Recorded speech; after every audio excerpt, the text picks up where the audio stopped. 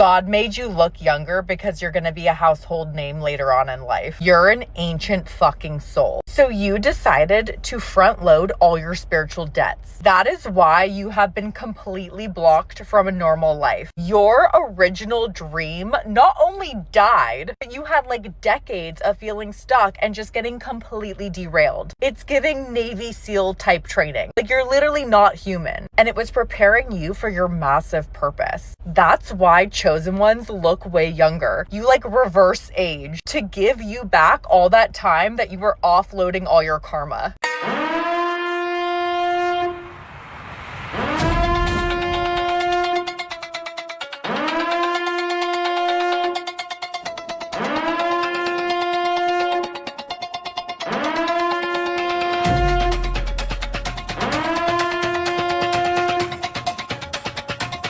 I'll never be as a feminist.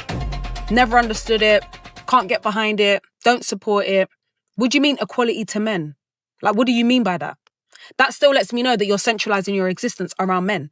I know we're in a patriarchal society, but that society was created by them, for them, and still they're failing. So why would I want to be equal to that? As a divine, sacred woman who is the very keeper and bearer of life through choice, we are above them. Even if you don't choose to have children, even if you can't have children, as long as you are a woman, a woman, you are above men. I mean, spiritually, emotionally, mentally, physically. Yes, they may be able to, back in the day, I don't know if they can do it now, go into the forest with an axe, chop down some wood and build a house. I don't know any men that are doing that except those survivalists on YouTube. These westernized patriarchal men are not doing that. When I say strength, I mean strength as in like, if you are a woman who've had the privilege and honor of carrying life, the fact that your pelvic bones and pelvic floor will have to like dislocate for a child to exit out of your portal, powers. The fact that we can bleed from our womb for 5 to 7 days and not die, powers. The fact that we can also give birth to a child and feed that child on our bosom for up to 5 years or however long we choose to, powers. The fact that we are connected intuitively to higher realms. One second, this man, look, so I'm saying men. Body coming through. I'm playing. The fact that we can carry, birth, feed a child from our bodies, phenomenal. So powerful. The fact that we live in a society that has conditioned men to turn against us and not prioritize us, honor us, respect us the way that they should, like submission, emotional, spiritual submission, not in a egotistical, we're better than you, get on your fucking knees and worship us type way, whatever that looks like to you, girl, go off. But the deep inner knowing that men have to their core of knowing that they were carried in a womb of a woman. And now as adults, they choose to not honor women. It's like, where was the disconnect? Where does it disconnect that a woman that they see is just as powerful as the woman that carried them? Because without women, they wouldn't be here. So there is no way, shape or form that we will ever be equal to them and they will never be equal to us. And I'm okay with that. I'm okay with being a misandrist, if that's the title. I'd rather not title myself, but if that's the case, I'd rather just be a powerful, sacred, intuitive woman who is in total control of herself. You know what that is. I always got looked at by men in public, but I never got approached. So I knew these dudes were checking me out and they thought that I was cute, but they would never come up to me. And I was always so confused. I was like, what is going on? Am I too like masculine? Do I have like RBF vibes? Like, what the fuck is happening? Tell me why the second that I healed my sacral chakra and like really did energy work down there, I get approached everywhere. I literally get approached everywhere I go. The other day, my waiter followed me out of the restaurant. I've had cars stop on the street to tell me that I look beautiful. And like, this never happened to me, ever, literally ever. And the goal is not to be approached necessarily, right? Like, I'm not saying this is something that you need whatsoever. All I'm saying is that your sacral chakra, the relationship that you have to your sensuality, is the most powerful and most potent thing that exists in your body, in my opinion, in my experience. And if you want to feel the power, just watch how your life changes when you start to pay attention to the energy. They were not lying when they said, the prettier you are, the weirder it gets. Now, don't pair that pretty with traits that the average person or average woman doesn't possess. Don't be pretty and successful. Don't be pretty and intelligent. Don't be pretty and hypnotizing. Don't be pretty and magnetic. Don't be pretty and charismatic. Don't be pretty and capable. The prettier you are, the weirder it gets. I suggest if you are a woman who is attractive and not just attractive physically, but attractive mentally, attractive emotionally, attractive personality-wise, attractive financially, attractive career-wise, if you really possess things that are not easily found, things that you don't stumble across every day in the average woman, I suggest you run for the hills. Run for the hills and seek cover. Find refuge in something, girl, because these people are not playing. They are jealous. They are hungry. Forget hungry. They are starving and they want to eat you alive. Men and women both. They want to destroy you. They want to break you. If you are a woman who presents yourself as whole, more than anything in this world, they want to break you. I hate to be the bearer of bad news, but you're going to have to be a bitch. You're going to have to stay to yourself. You're going to have to. Because the admiration to envy skips over jealousy. Admiration to envy pipeline is deadly on both ends of the spectrum, from men and women. People will try to hurt you because you seem unbreakable. They will test every theory. They will use you as an experiment. Nobody's approaching you. Nobody's talking to you. Nobody's asking you on dates. Nobody even looks at you, and they're not going to, because you have standards and you're not going to fold easily. I'm starting to realize that maybe, just maybe, all the girls that are talked to, asked out, they just have different standards than you. They're just willing to fold a lot quicker than you. They're just willing to go with whatever that man says more than you. And when you have standards, and when you have God in your life, or when you know your worth, let me tell you, most men who don't even recognize that, who are not going to abide by that, who don't respect that, will not speak to you. It is loud. You can see it on your skin. You can see it on your body language. You can see it in how you speak. And that's why they will not approach you, because they're like, I got to come correct if I'm going to talk to her. So if you feel bad, the fact that you feel like people don't ask you out, people don't flirt with you, people don't give you attention, especially men, remember this: the ones that they're giving attention to is the ones that they know they can take, the ones that they know that they can take advantage of, the ones that they know that are easy, the ones that they know that don't know their worth or are not in a healing journey. Those are the ones that are just not where you are. You've worked way too hard to be easy. You've worked way too hard for just anybody and everybody to be coming at you. You've worked way too hard for you to rely on a man talking to you for you to know your worth.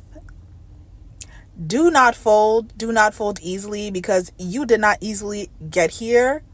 And just be comfortable the fact that not everybody is going to talk to you, because not everybody is worth your time, and they know it. So this just hit me very randomly, and I wanted to get it off my chest, because it finally clicked to me that the type of man that I want to end up spending the rest of my life with is a man that understands that I am a woman. And by that, I mean women's bodies go through many different cycles every month.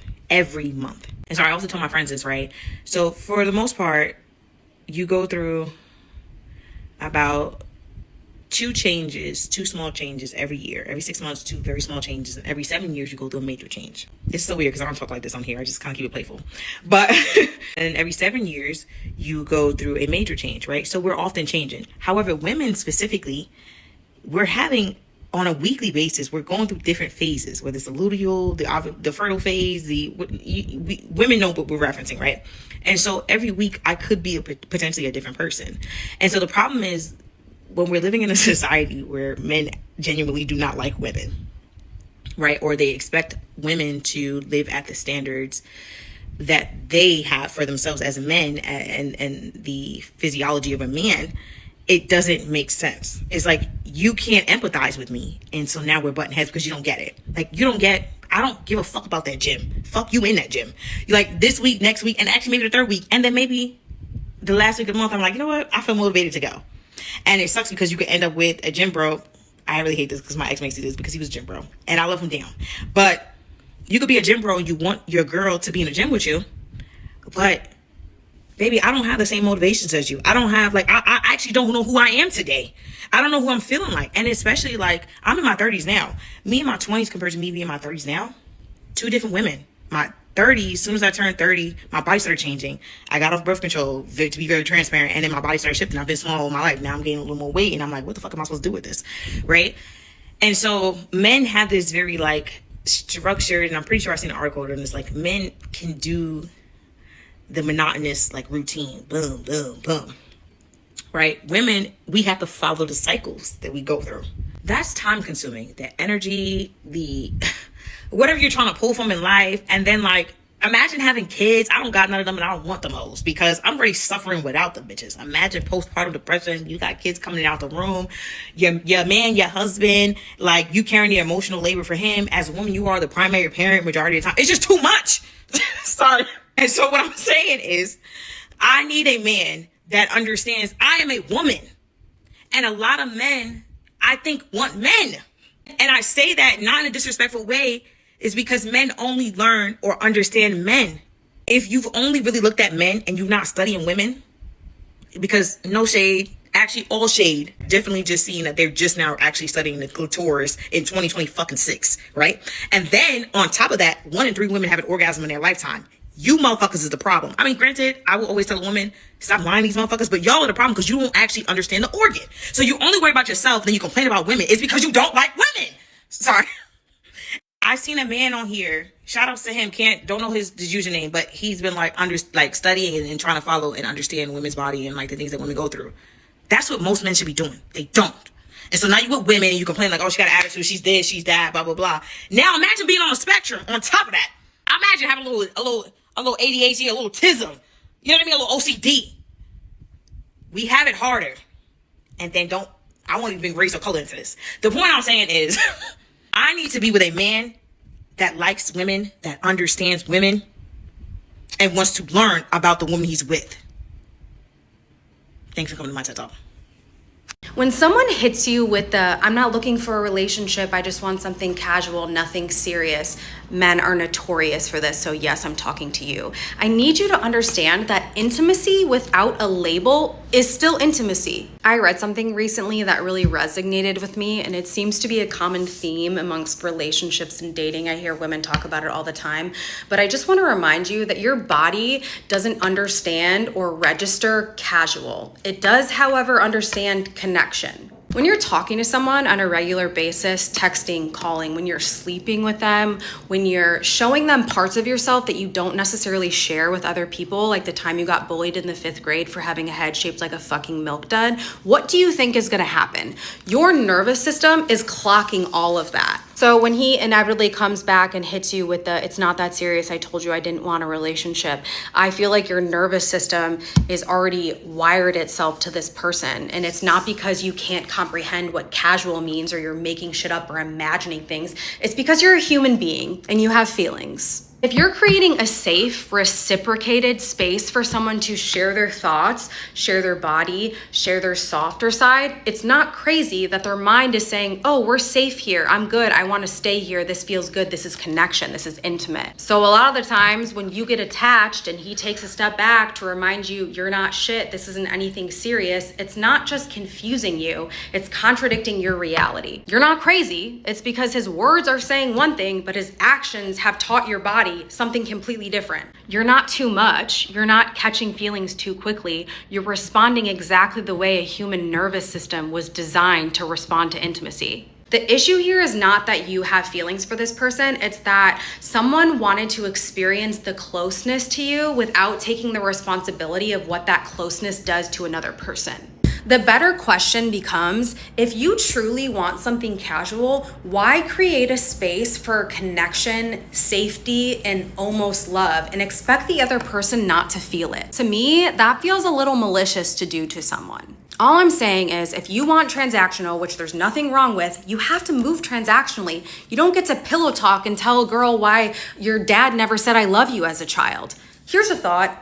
Connect with a therapist. And unfortunately, you are not Hannah Montana, okay? You don't get the best of both worlds. Figure out what it is that you actually want and then move with some respect. Maybe sprinkle in a little integrity while you're at it, but stop confusing women and using them as collateral damage and your emotional unavailability. I don't know if it's like this for anybody else, but okay, I know I'm pretty. Like, I can look at myself and I know that I'm pretty. But as soon as a man is in the equation and I'm talking to someone or I'm in a relationship, I feel like the ugliest person on earth. Like, I don't want anyone to look at me. I think I'm a fraud. I think I'm ugly. Like, if you compliment me, I feel like you're fake because there's no way you actually think that of me. Like, I'm pretty. My outfit's cute. Are you sure? Like, I don't know. Like, why am I like this? Why? Because I want to feel pretty all the time, even when I'm talking to a man.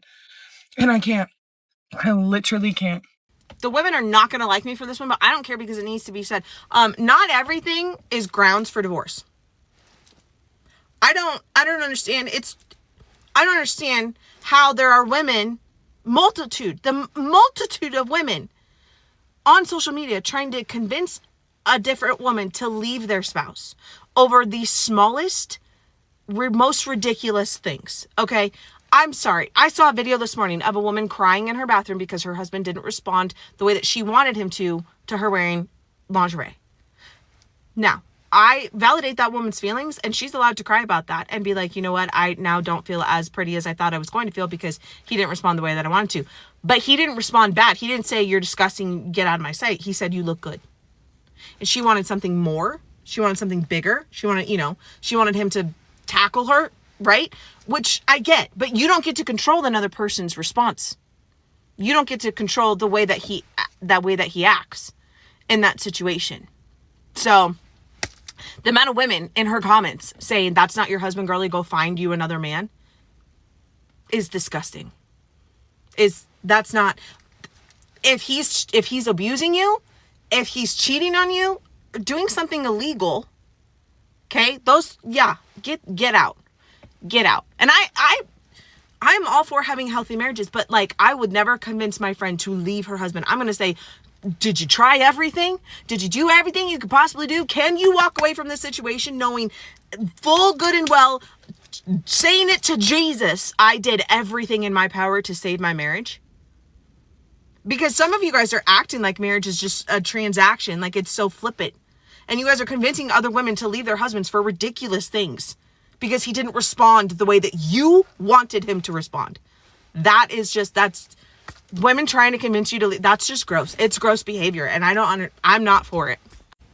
So on the days that like I don't really have makeup on, all I've done was like concealer and eyebrows or whatever.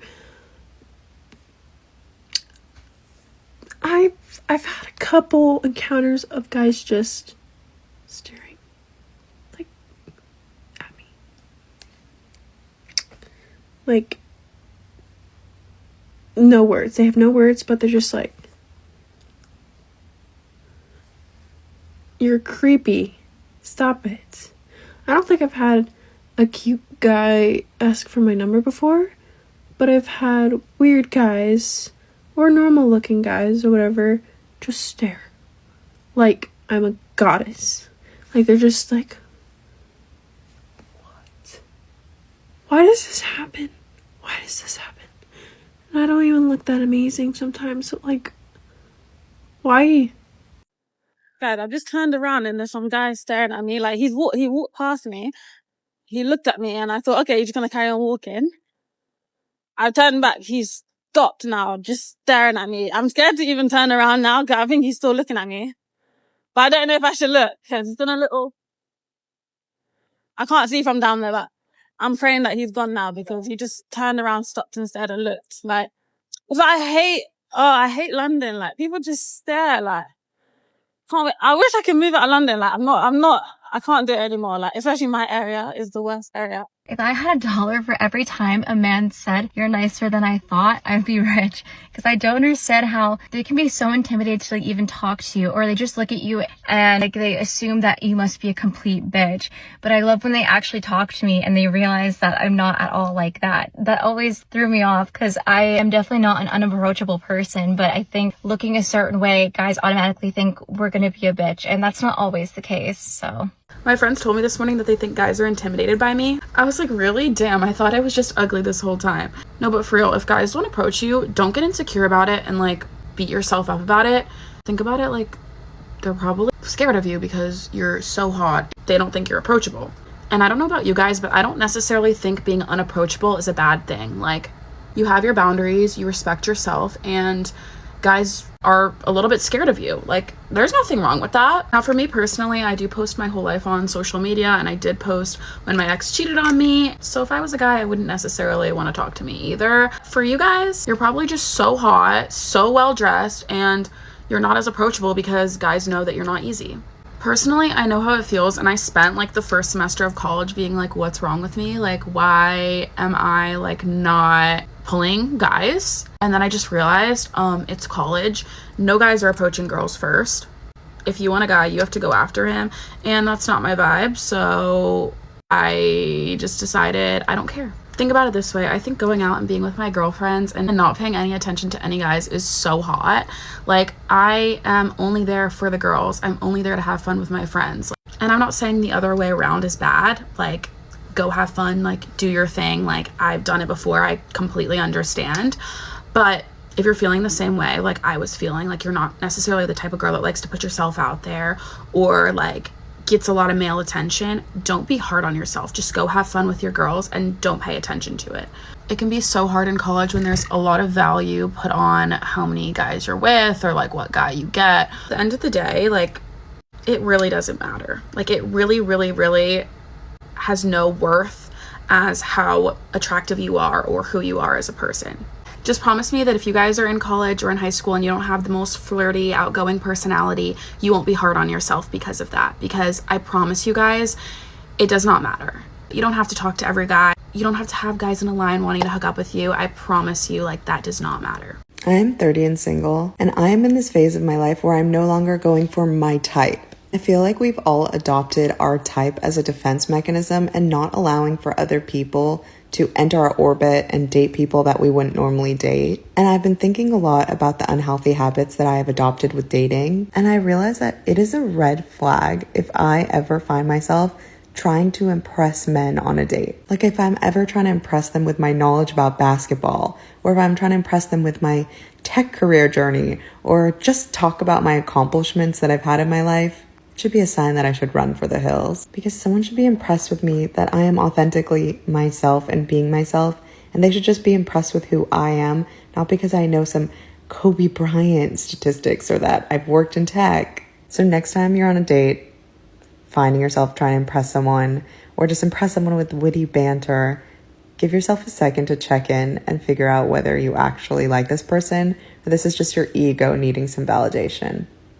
I made a TikTok recently asking specifically why straight men dislike septum piercings. I have my septum pierced. Took it out just for the bit. Not that I was trying with or without a septum piercing to portray these things, but does not having a septum piercing make me look less liberal? Does it make me look less likely to have daddy issues? Less like a cow? Less like a pig?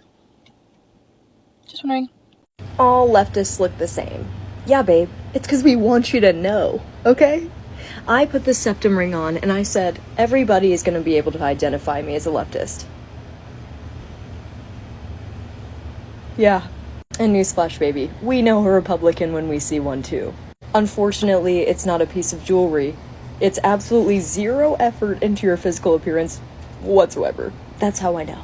Find me a fun, stylish, personalized Republican, please. I don't think there's anything harder than finding a liberal boyfriend. Where is he? Where is he?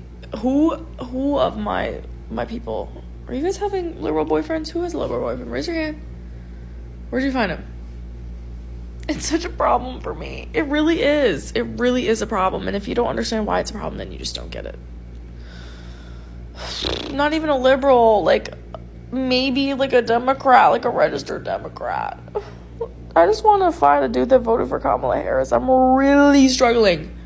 I know 70 million people voted for her, so there's got to be one that is attractive and my type and in the general vicinity of me.